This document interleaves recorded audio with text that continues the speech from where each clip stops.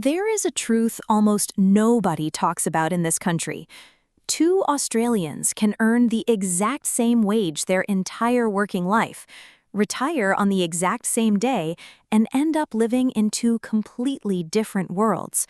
One spends their 70s checking the price of milk before putting it in the shopping trolley, while the other spends their retirement booking cruises through the Greek islands and helping their grandkids buy their first home. The wildest part is that the difference almost never comes down to luck, inheritance, or a lucky stock pick. It comes down to a handful of habits that most people miss in their 30s, 40s, and 50s.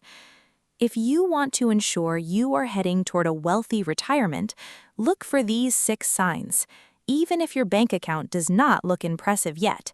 The first sign is that you actually know your numbers. You do not just have a vague idea that you have some superannuation somewhere. You know your super balance, your debts, your monthly spending, and roughly what you will need to retire comfortably.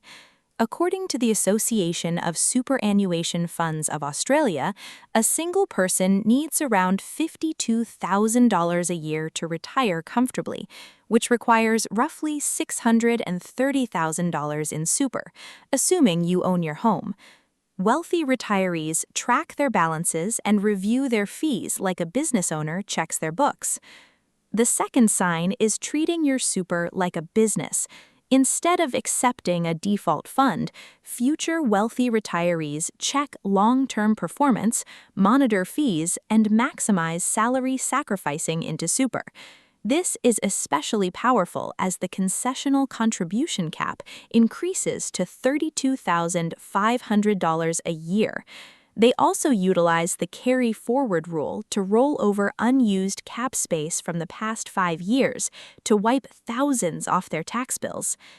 The third sign is living below your means without feeling punished. When you get a pay rise, wealthy retirees upgrade their investments or smash down their existing mortgage instead of upgrading their lifestyle or car. The fourth sign is owning appreciating assets. Instead of holding cash or buying depreciating assets, they invest in broad Australian or global exchange-traded funds, shares, and property that grow in value while they sleep. The fifth sign is making peace with debt.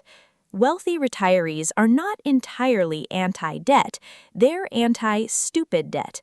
They will gladly use a mortgage for an appreciating asset, but they completely avoid carrying credit card balances, financing toys, or falling into buy now, pay later traps.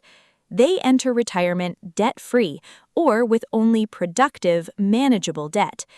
The final sign is that you think long-term.